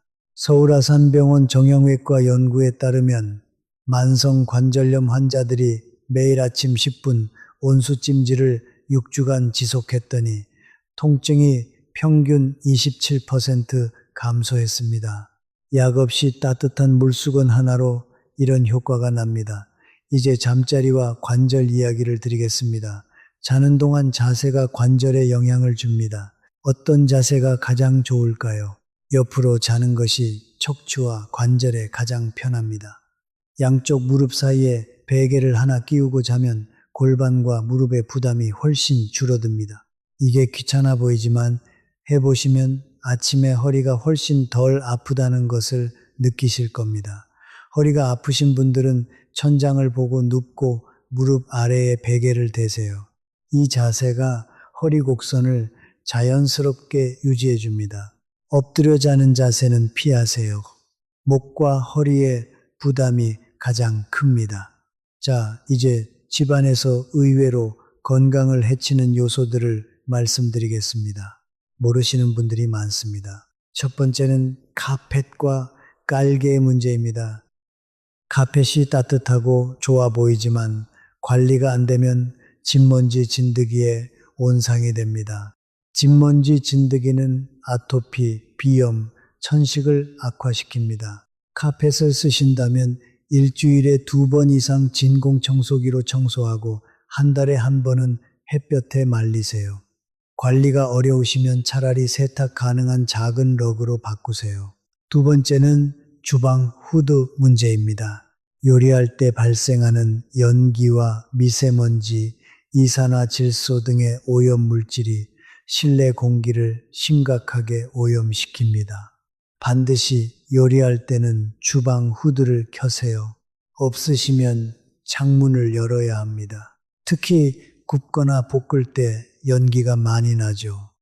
이때 환기를 안 하면 실내 미세먼지 농도가 순간적으로 매우 높아집니다. 한국환경정책평가연구원 자료에 따르면 환기 없이 요리한 후 실내 PM이 점호 농도가 최대 50배까지 올라간 사례가 있습니다. 요리 후 반드시 환기하세요. 세 번째는 욕실 매트 문제입니다. 욕실 매트를 오랫동안 교체하지 않으시는 분들 계세요. 젖은 상태가 반복되는 욕실 매트는 곰팡이가 생기기 쉽습니다. 일주일에 한 번은 빨고 말리세요. 못 빨게 되어 있는 것이면 자주 교체하세요. 욕실 매트는 소모품입니다. 네 번째는 침구 문제입니다. 이불은 얼마나 자주 세탁하십니까? 일주일에 한 번이 이상적이지만 최소 2주에 한 번은 세탁하세요. 베개 커버는 매주 진먼지, 진드기의 80%가 침구에 있습니다. 특히 기관지가 약하신 분들, 비염이 있으신 분들은 침구 관리가 정말 중요합니다. 세탁 후 햇볕에 말리세요. 자외선이 진먼지, 진드기와 세균을 죽입니다. 건조기가 있으시면 고온으로 30분 건조해도 됩니다. 다섯 번째는 환기할 때 시간대 문제입니다. 아무 때나 환기하면 된다고 생각하시는 분들 많으시죠? 그런데 미세먼지가 심한 날, 황사가 오는 날에는 환기를 하면 오히려 나빠집니다. 환기 전에 반드시 미세먼지 앱을 확인하세요. 나쁨이나 매우 나쁨인 날은 환기 대신 공기청정기를 사용하세요.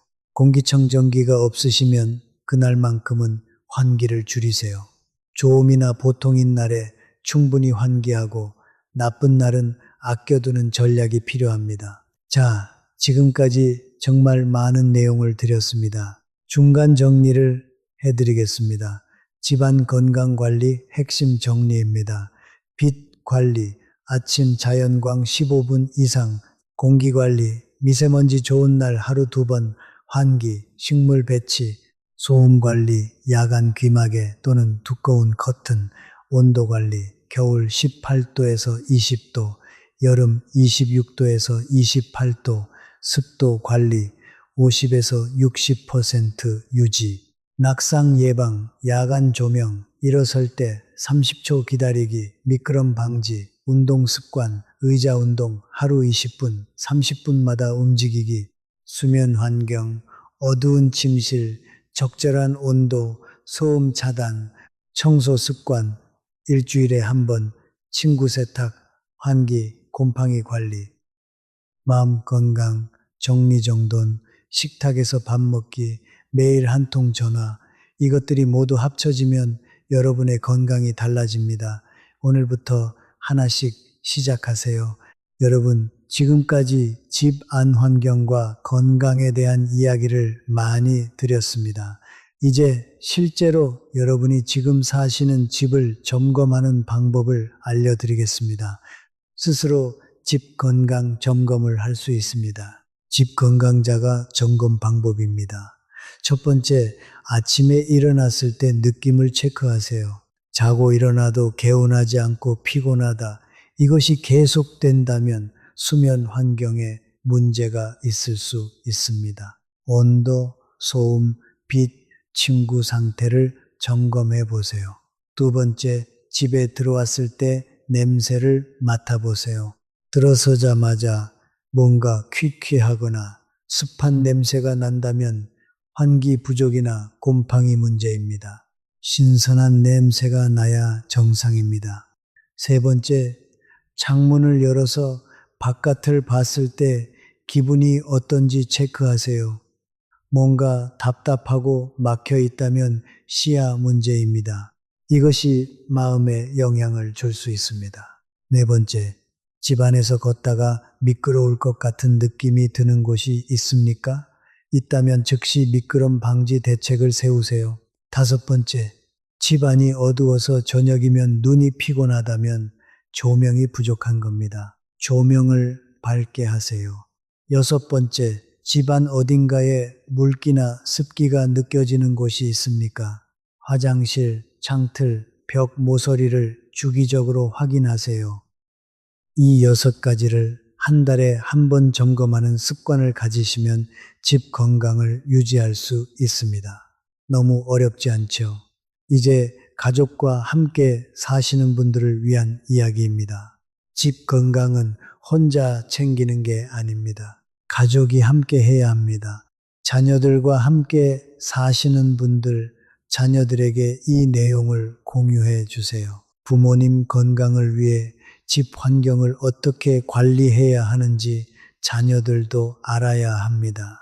특히 자녀들이 일찍 나가고 늦게 들어오는 경우, 낮에 혼자 계시는 부모님이 환기를 직접 하시기 어렵다면 자동 환기 기능이 있는 창문 개폐기를 설치하는 것도 방법입니다. 야간 조명도 자녀들이 설치해 드릴 수 있습니다. 3,000원짜리 플러그형 야간 조명 설치는 5분이면 됩니다. 이게 부모님의 낙상을 막아드릴 수 있습니다. 자녀들에게 이 영상을 공유해 주세요. 부모님을 위해 집 환경을 개선해 드리는 작은 노력이 큰 차이를 만듭니다. 이제 혼자 사시는 분들을 위한 특별한 이야기를 마지막으로 드리겠습니다. 혼자 사시는 어르신들이 집 건강 관리에서 가장 어려운 점이 무엇인지 아십니까? 고장난 것을 바로 고치지 못한다는 겁니다. 수도꼭지가 새거나 전구가 나가거나 환기 필터가 막혔을 때 혼자서 처리하기 어려우신 분들이 많습니다. 각 지자체마다 노인 주거 개선 서비스가 있습니다. 주민센터에 문의하시면 무료 또는 저렴하게 집 수리와 개선 서비스를 받으실 수 있습니다. 복지관이나 사회복지사를 통해서도 연결 받으실 수 있습니다. 이런 서비스들을 적극 활용하세요. 혼자 다 해결하려 하지 마세요. 도움을 요청하는 것도 용기입니다. 그리고 혼자 사시는 분들은 규칙적인 루틴이 더 중요합니다. 매일 아침 같은 시간에 일어나고 커튼 열고 환기하고 아침 식사하고 이 루틴이 몸의 시계를 규칙적으로 만들어줍니다. 규칙적인 생활이 면역력 유지에 중요합니다. 일기를 쓰시는 것도 좋습니다. 오늘 환기했다, 오늘 의자 운동했다, 오늘 야채 먹었다. 간단하게라도 기록하시면 스스로 동기부여가 됩니다. 그리고 혹시 몸에 이상이 생겼을 때 언제부터 시작됐는지 파악하기도 쉬워집니다. 자, 이제 오늘 이야기의 마지막 부분입니다. 제가 가장 드리고 싶은 말씀입니다. 오늘 제가 드린 이야기들은 모두 과학적 근거가 있는 내용들입니다. 그러나 가장 중요한 것은 숫자나 통계가 아닙니다. 가장 중요한 것은 여러분 자신입니다. 집은 도구입니다. 여러분의 건강을 위한 도구입니다. 집이 여러분을 위해 일해야지 여러분이 집 때문에 힘들어서는 안 됩니다. 집이 너무 힘들면 과감히 바꾸세요. 층을 바꾸거나 이사를 하거나 아니면 지금 집에서 할 수 있는 개선을 하거나 그리고 집을 돌보는 것이 자신을 돌보는 것임을 기억하세요. 집 청소가 귀찮다고 미루지 마세요. 집을 깨끗하고 환하게 유지하는 것이 결국 여러분의 건강을 유지하는 것입니다. 마지막으로 이것만 기억하세요. 집이 건강에 영향을 준다는 사실, 그리고 그것을 바꿀 수 있다는 사실. 여러분은 충분히 건강하게 살 자격이 있습니다. 오랫동안 열심히 살아오셨습니다. 이제 나머지 시간은 건강하고 편안하게 보내셔야 합니다. 그 시작이 지금 사시는 집을 건강하게 만드는 것입니다. 오승환 선생님은 지금도 아침마다 15분씩 햇빛을 쬐고 의자 운동을 하고 저녁에 가습기를 켜고 주무십니다. 처음에는 귀찮으셨대요. 그런데 지금은 안 하면 오히려 이상하다고 하십니다. 습관이 된 겁니다. 선생님은 이렇게 말씀하셨습니다. 평생 남들 가르쳤는데 이 나이에 집한테 배울 줄 몰랐어요. 집이 제 몸에 맞아야 건강이 되더라고요. 맞습니다. 집이 여러분에게 맞아야 합니다. 그 집을 만드는 것은 여러분의 선택입니다. 오늘부터 시작하세요. 도움이 되셨다면 좋아요와 구독 부탁드립니다. 주변의 가족이나 친구분들과도 꼭 공유해 주세요. 함께 건강해지면 더 좋습니다. 댓글로 오늘부터 실천할 것 하나씩 남겨주세요. 우리 함께 응원하겠습니다. 가족 모두 건강하시길 바랍니다. 이제 집 안 건강에서 매우 중요하지만 거의 모르고 계신 부분을 말씀드리겠습니다. 집 안에서의 뇌 건강 관리입니다. 치매가 걱정되시는 분들 많으시죠? 치매는 갑자기 오지 않습니다. 수십 년에 걸쳐 서서히 뇌가 손상되면서 나타납니다. 그런데 집 안 환경이 이 과정을 늦추거나 빠르게 할 수 있다는 것을 아십니까? 서울대학교 병원 심경과 연구팀이 2022년에 발표한 연구가 있습니다. 65세 이상 노인 341명을 5년간 추적한 결과입니다. 주거 환경 자극이 풍부한 그룹, 즉 집안에서 다양한 활동을 하고 자연 환경에 노출되고 사회적 교류가 있는 그룹은 그렇지 않은 그룹보다 인지기능 저하 속도가 41% 느렸습니다. 거의 절반이나 차이가 납니다. 뇌의 건강을 위한 집안 환경을 어떻게 만들까요? 첫 번째는 자극의 다양성입니다. 뇌는 새로운 것을 좋아합니다. 매일 같은 자리에서 같은 것을 보고 같은 것을 하면 뇌가 자극을 받지 못합니다. 집안을 가끔씩 바꿔보세요. 가구 배치를 조금 달리하거나 새로운 취미를 시작하거나 다른 방에서 다른 활동을 해보세요. 작은 변화가 뇌에 자극이 됩니다. 두 번째는 음악입니다. 음악이 뇌 건강에 정말 좋습니다. 특히 어린 시절 좋아하셨던 음악, 젊을 때 즐겨 들으셨던 음악이 뇌의 기억 영역을 자극합니다. 집안에서 음악을 자주 트세요. 그냥 틀어놓는 것도 좋지만 노래를 따라 부르시면 더 좋습니다. 노래를 부르면 호흡 조절, 기억력, 집중력이 동시에 활성화됩니다. 치매 예방에 노래 부르기가 효과적이라는 연구가 여럿 있습니다. 세 번째는 독서입니다. 집안에 책이 있으십니까?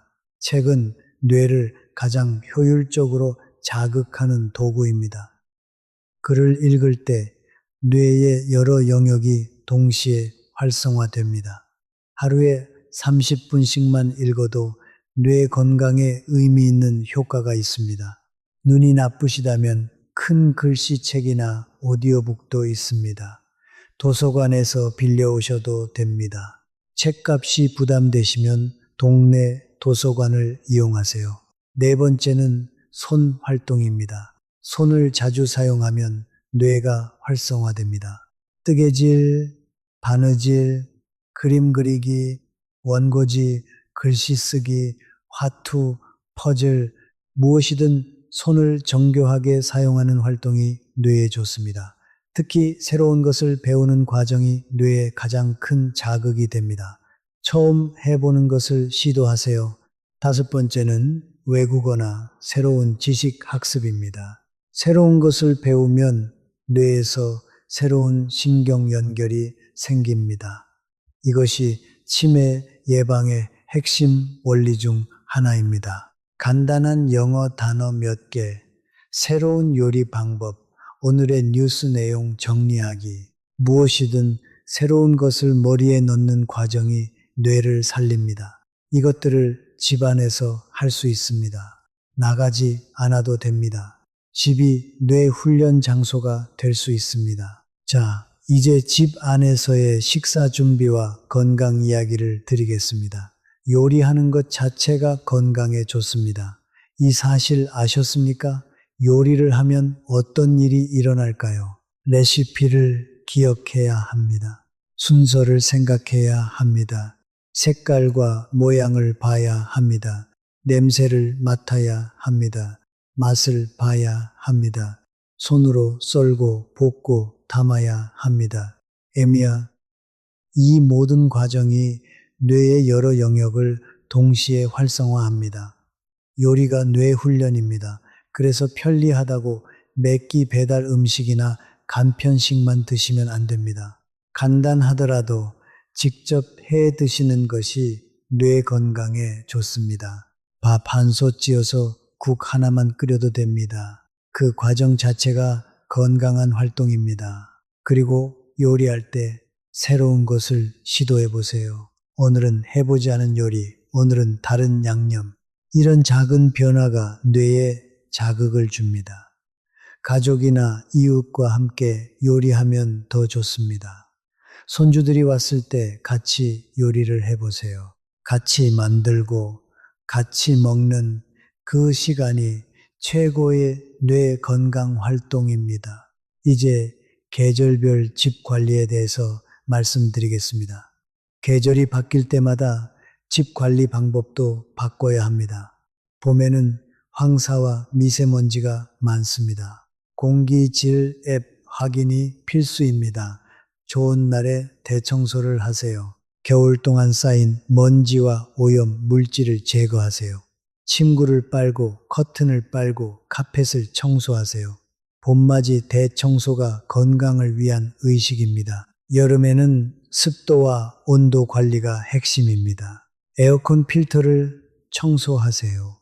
에어컨 필터는 세균과 곰팡이의 온상이 될 수 있습니다. 한 달에 한 번은 청소하세요. 그리고 냉방병 주의하세요.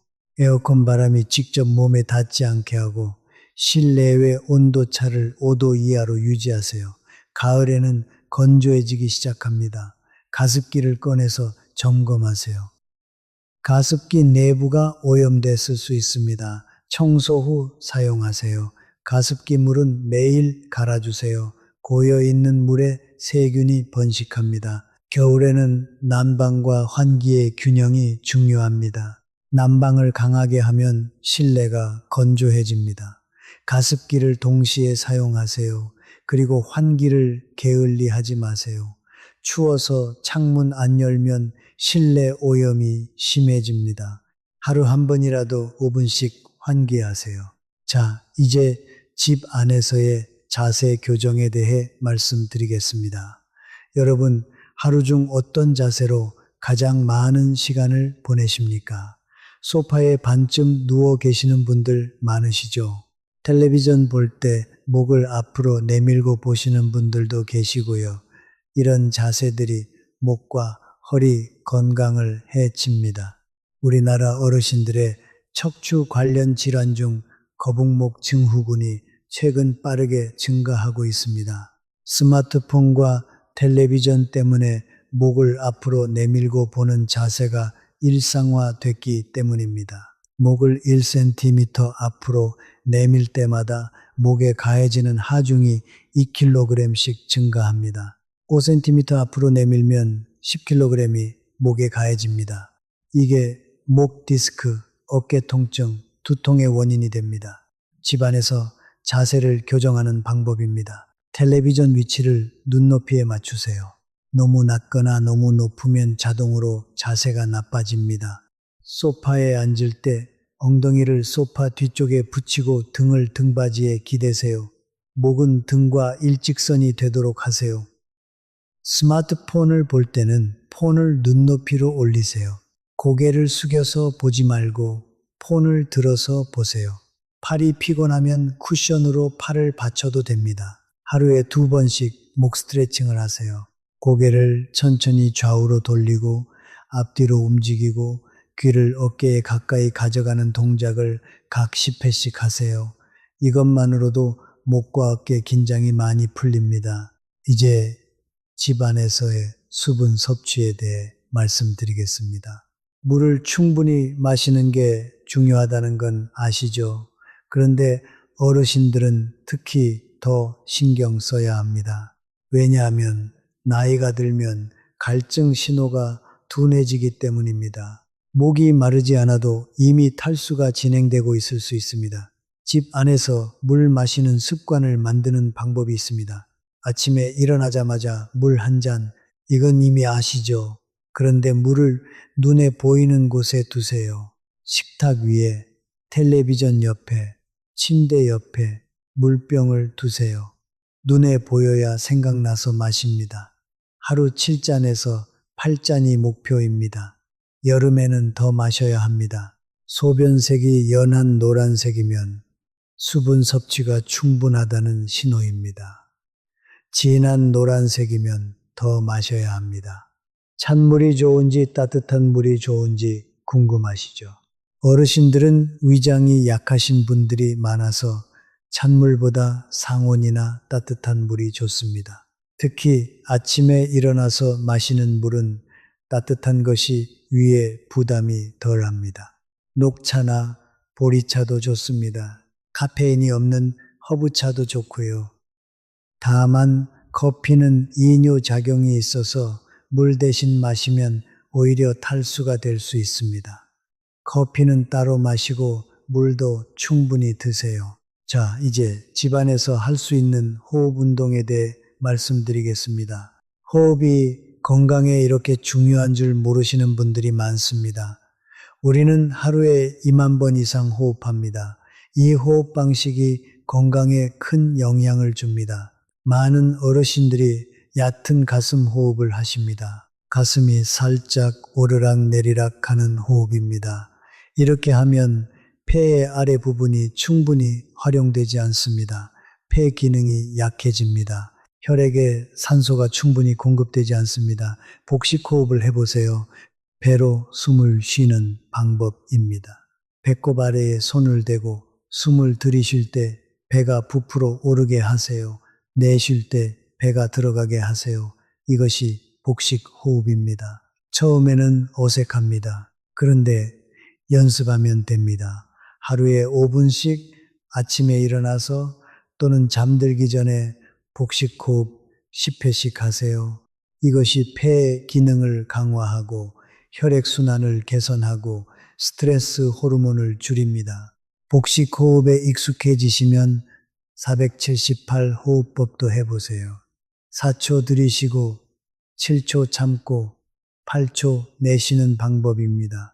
이게 자율신경을 안정시켜서 혈압을 낮추고 수면질을 높이는데 효과적입니다. 하버드 의대 앤드류 웰 박사가 개발한 방법으로 세계적으로 많이 사용됩니다. 집안 소파에 앉아서 또는 침대에 누워서 할 수 있습니다. 도구가 필요 없습니다. 아무것도 안 해도 됩니다. 그냥 숨만 잘 쉬면 됩니다. 이제 집안에서 지켜야 할 혈압 관련 주의사항을 정리해 드리겠습니다. 고혈압이 있으신 분들은 특히 이 부분을 잘 들으세요. 첫 번째, 아침에 일어나자마자 혈압이 가장 높습니다. 이 시간이 가장 위험합니다. 절대 갑자기 일어나지 마세요. 천천히 단계적으로 일어나세요. 두 번째, 화장실에서 힘을 쓸 때 혈압이 올라갑니다. 특히 변비가 있으신 분들이 힘을 주면 혈압이 급상승할 수 있습니다. 변비 관리가 혈압 관리에도 중요합니다. 채소와 물을 충분히 드세요. 세 번째, 목욕할 때도 주의하세요. 너무 뜨거운 물에 갑자기 들어가면 혈압이 급격히 변할 수 있습니다. 미지근한 물부터 시작해서 서서히 온도를 높이세요. 목욕 시간은 10분에서 15분이 적당합니다. 너무 오래 있으면 혈압이 떨어질 수 있습니다. 네 번째, 식사 후에도 혈압이 변합니다. 식사를 많이 하면 소화를 위해 복부로 혈액이 몰리면서 혈압이 일시적으로 떨어질 수 있습니다. 식사 후 30분은 천천히 움직이세요. 급하게 움직이지 마세요. 다섯 번째, 추운 날 밖에 나갈 때 특히 조심하세요. 따뜻한 집 안에서 갑자기 찬 바깥으로 나가면 혈관이 수축하면서 혈압이 올라갑니다. 외출 전에 실내에서 충분히 준비 운동을 하고 목보호대, 장갑, 모자로 몸을 감싸고 나가세요. 이러한 주의사항들이 심뇌혈관 사고를 예방하는 데 중요합니다. 알고 있는 것과 실천하는 것은 다릅니다. 오늘부터 하나씩 실천하세요. 이제 집 안에서의 면역력 관리에 대해 말씀드리겠습니다. 면역력이 중요하다는 건 다 아십니다. 그런데 집 안 환경이 면역력에 영향을 준다는 것은 잘 모르시죠? 알려드리겠습니다.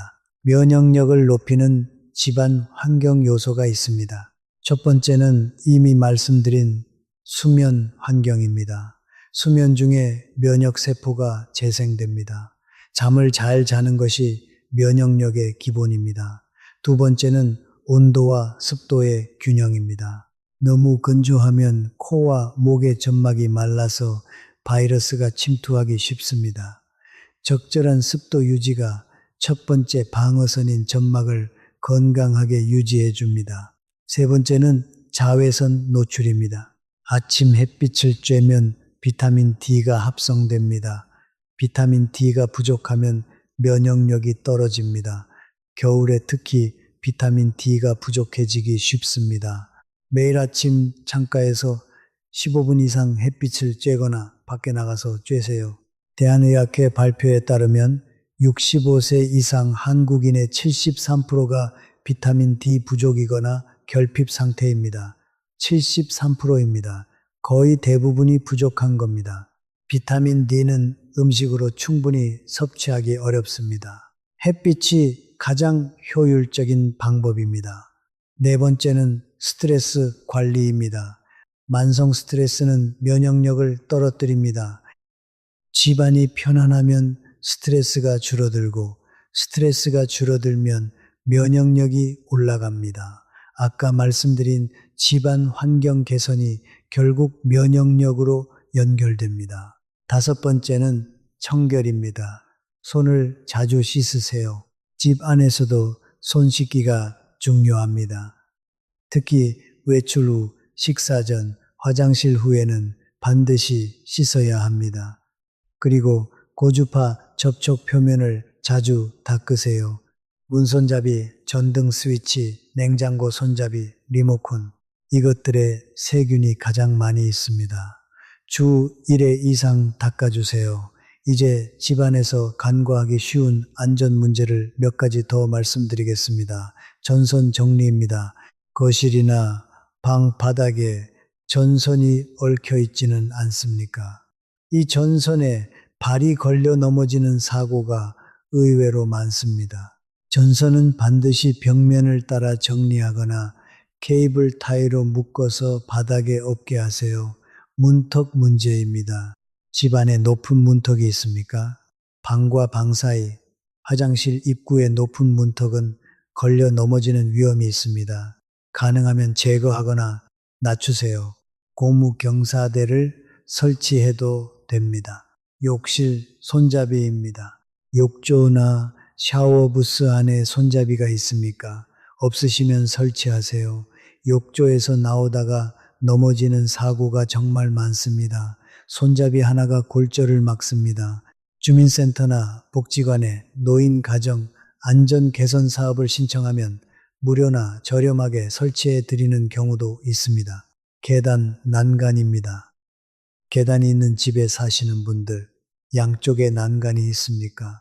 한쪽만 있다면 양쪽에 설치하세요. 올라갈 때와 내려갈 때 사용하는 손이 다르기 때문에 양쪽 다 있어야 안전합니다. 복도 조명입니다. 밤에 복도가 어둡지는 않습니까? 복도에도 야간 조명을 설치하세요. 이런 안전시설들이 귀찮거나 비용이 부담스럽게 느껴지실 수 있습니다. 하지만 낙상으로 인한 골절이 발생하면 수술비, 입원비, 재활비가 수천만 원이 들 수 있습니다. 그리고 회복 기간 동안 자녀들이 돌봐야 합니다. 3만 원짜리 손잡이 설치가 훨씬 나은 선택입니다. 이제 오늘 영상 전체를 마무리 정리하겠습니다. 우리가 오늘 다룬 내용들입니다. 집안 건강 3대 기본 요소인 빛, 공기, 소음, 층별 특성과 대응 방법, 온도와 습도 관리, 낙상 예방 방법, 수면 환경 개선, 집 안 운동 방법, 의자 운동과 걷기, 마음 건강을 위한 환경 만들기, 뇌 건강을 위한 집 안 활동, 계절별 집 관리, 자세 교정, 수분 섭취 습관, 호흡 운동, 혈압 관련 주의사항, 면역력 관리, 안전시설 점검, 이 모든 것들이 결국 하나의 메시지로 연결됩니다. 집은 여러분의 건강을 지켜주는 파트너입니다. 집이 여러분 편이 되도록 관리하세요. 집이 여러분에게 맞게 개선하세요. 그리고 집 안에서의 습관을 건강하게 만드세요. 이것이 가능하면 여러분은 더 오래, 더 건강하게, 더 행복하게 사실 수 있습니다.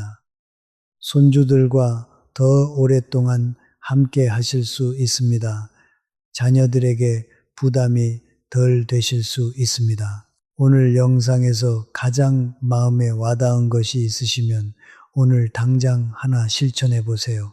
커튼을 여는 것, 창문을 여는 것, 야간 조명을 사는 것, 의자 운동을 시작하는 것, 식탁에서 밥을 먹는 것, 어떤 것이든 됩니다. 오늘부터 시작하면 됩니다.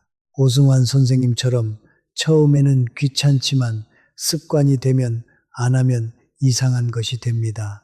여러분의 건강을 진심으로 응원합니다. 도움이 되셨다면 좋아요와 구독 부탁드립니다. 이 정보가 필요한 분들께 공유해 주세요. 많은 분들이 혜택을 받으실 수 있습니다. 댓글에 오늘부터 실천할 한 가지를 남겨주세요. 우리 함께 건강해집시다. 가족 모두 건강하시길 바랍니다. 여러분, 보너스로 하나 더 알려드리겠습니다. 오늘 말씀드린 내용 중에서 가장 중요한 3가지를 다시 한번 깊게 파고들겠습니다. 왜냐하면 아는 것과 실천하는 것 사이에 간격이 있기 때문입니다. 이 간격을 줄이려면 왜 중요한지 더 깊이 이해해야 합니다. 그래야 실천으로 이어집니다. 가장 중요한 첫 번째, 아침 햇빛 15분입니다. 왜 정확히 15분일까요? 연구들을 보면 15분이 마법의 숫자입니다. 15분 이상 아침 자연광을 받으면 세로토닌이라는 행복 호르몬 분비가 시작됩니다. 세로토닌은 기분을 좋게 하고 식욕을 조절하고 수면을 돕습니다. 15분 미만은 효과가 충분하지 않습니다. 그래서 15분입니다. 그리고 이 15분은 일어난 후 이 시간 이내에 해야 효과가 가장 큽니다. 그래서 아침에 일어나서 바로 하는 게 좋습니다. 창가에 의자를 두세요. 일어나서 옷 갈아입고 창가 의자에 앉아서 차 한 잔 마시면서 15분 보내는 것이 이상적입니다. 이 습관 하나가 하루 전체의 에너지와 기분을 결정합니다. 겨울에는 해가 늦게 뜨죠. 그래도 창 가까이에 앉아 있으세요. 구름이 끼어도 자연광은 들어옵니다. 인공 조명보다 자연광이 훨씬 효과적입니다. 가장 중요한 두 번째, 매 30분 움직이기입니다. 이게 왜 이렇게 중요한가요? 앉아 있으면 다리 근육이 움직이지 않습니다. 다리 근육은 제2의 심장이라고 불립니다. 다리 근육이 수축 이완하면서 혈액을 심장으로 펌핑해 줍니다. 이 근육이 일을 안 하면 혈액이 다리에 고입니다. 발이 붓고 혈압이 변하고 혈전이 생길 위험도 높아집니다. 그래서 30분마다 일어나서 5분만 움직이는 것이 혈액순환을 살려줍니다. 제자리 걷기도 됩니다. 방에서 방으로 이동하는 것도 됩니다. 5분이면 충분합니다. 대신 빠짐없이 해야 합니다. 스마트폰 알람을 30분으로 맞춰두세요. 알람이 울리면 일어나서 5분 움직이세요. 처음에는 귀찮습니다. 2주 지속하면 몸이 알아서 30분마다 움직이고 싶어집니다. 몸이 그걸 원하게 됩니다. 가장 중요한 세 번째, 잠들기 1시간 전 화면 끄기입니다. 현대인들이 수면에 가장 큰 해를 끼치는 것 중 하나가 바로 잠들기 전 스마트폰과 텔레비전입니다. 화면의 청색광이 멜라토닌 분비를 억제합니다. 멜라토닌은 수면 호르몬입니다. 이것이 분비되어야 잠이 옵니다. 잠들기 1시간 전에 화면을 끄면 멜라토닌 분비가 정상화되어 잠이 더 잘 옵니다. 그리고 더 깊이 잡니다. 아침에 더 개운합니다. 화면 끄고 1시간을 어떻게 보내냐고요? 책을 읽거나 가족과 이야기를 나누거나 조용한 음악을 듣거나 내일 할 일을 간단히 메모하거나 오늘 감사한 일을 생각해 보세요. 이런 활동들이 뇌를 수면 모드로 전환시켜 줍니다. 감사 일기를 쓰시는 것도 추천드립니다. 잠들기 전에 오늘 감사한 일 3가지를 쓰세요. 아주 작은 것도 됩니다. 오늘 날씨가 좋았다. 점심이 맛있었다. 자녀가 전화했다. 이렇게 긍정적인 것에 집중하는 습관이 수면질을 높이고 다음날 기분을 좋게 합니다. 연구에 따르면 감사 일기를 쓰는 사람들은 그렇지 않은 사람들보다 수면 시간이 평균 30분 더 길고 수면질이 25% 높았습니다. 비용이 전혀 들지 않습니다. 공책 하나와 펜 하나면 됩니다. 여러분, 오늘 정말 많은 이야기를 드렸습니다. 이 모든 것들이 결국 여러분의 집이 여러분에게 더 좋은 공간이 되기를 바라는 마음에서 드린 이야기입니다. 집은 여러분의 삶의 터전입니다. 그 터전을 건강하게 만드는 것이 여러분 자신을 위한 최고의 투자입니다. 비싼 보험보다, 비싼 건강식품보다 이 작은 습관들이 더 큰 효과를 낼 수 있습니다. 오늘부터 시작하세요. 커튼 열기부터 딱 하나만, 그것으로 시작하면 됩니다. 여러분의 건강한 삶을 진심으로 응원합니다. 오늘도 이 영상을 끝까지 봐주셔서 감사합니다. 가족 모두 건강하시길 바랍니다.